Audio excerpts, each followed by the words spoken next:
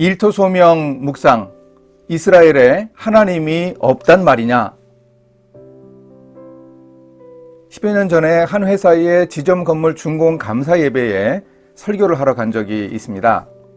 그런데 특별한 부탁을 했습니다.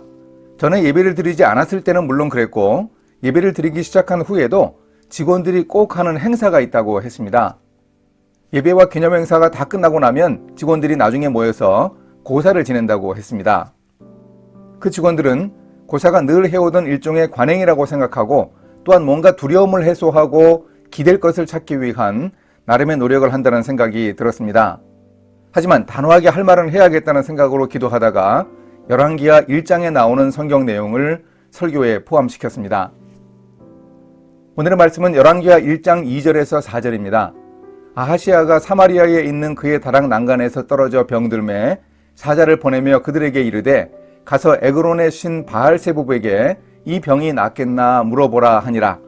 여호와의 사자가 디셉 사람 엘리야에게 이르되 너는 일어나 올라가서 사마리아 왕의 사자를 만나 그에게 이르기를 이스라엘에 하나님이 없어서 너희가 에그론의 신 바알세부백에게 물으러 가느냐.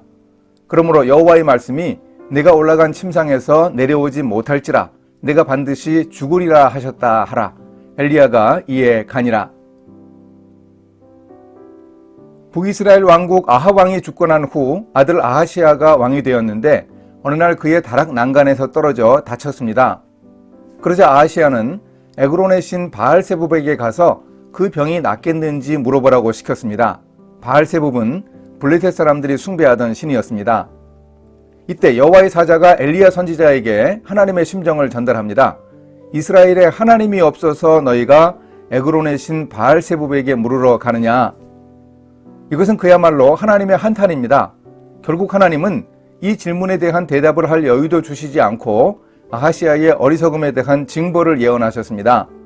내가 올라간 침상에서 내려오지 못할지라 내가 반드시 죽으리라. 결국 아하시아는 죽지 않아도 될 병을 가지고 엉뚱한 방향으로 힘을 쓰다가 하나님의 벌을 받아 죽었습니다. 어리석음의 극치입니다. 아하시아는 아버지 아합 왕의 뒤를 이어 왕이 된 이후 이스라엘을 다스린 기간이 고작 2년이었습니다.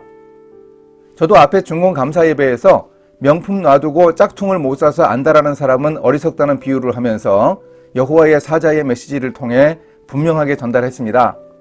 이스라엘에 하나님이 없어서 너희가 에그론의 신 바알세부백에게 물으러 가느냐. 그러므로 여호와의 말씀이 내가 올라간 침상에서 내려오지 못할지라 내가 반드시 죽으리라 하셨다 하라. 이 하나님의 말씀 그 자체가 강력한 메시지가 되었을 것입니다. 뒷이야기를 들으니 그 회사 사람들이 예배를 마친 후에 고사 지내는 일을 하지 않았다고 합니다. 그런데 때로 우리도 아하시아처럼 이런 어리석음을 범할 수 있습니다. 아마도 자주 범하고 있는지도 모릅니다. 일하면서 겪는 어려움과 갈등들, 도저히 풀어가기 힘든 문제들, 그런 것들에 대해서 고민하면서 우리가 찾는 해결책은 무엇입니까? 고민은 많이 하죠. 회의도 하고 토론도 합니다. 아이디어도 내려고 끙끙대고 해결책을 찾으려고 노력합니다. 그런데 정작 기도하며 하나님께 맡기는 일, 그 문제를 가장 먼저 하나님께 아뢰면서 하나님의 도움을 구하는가 말입니다.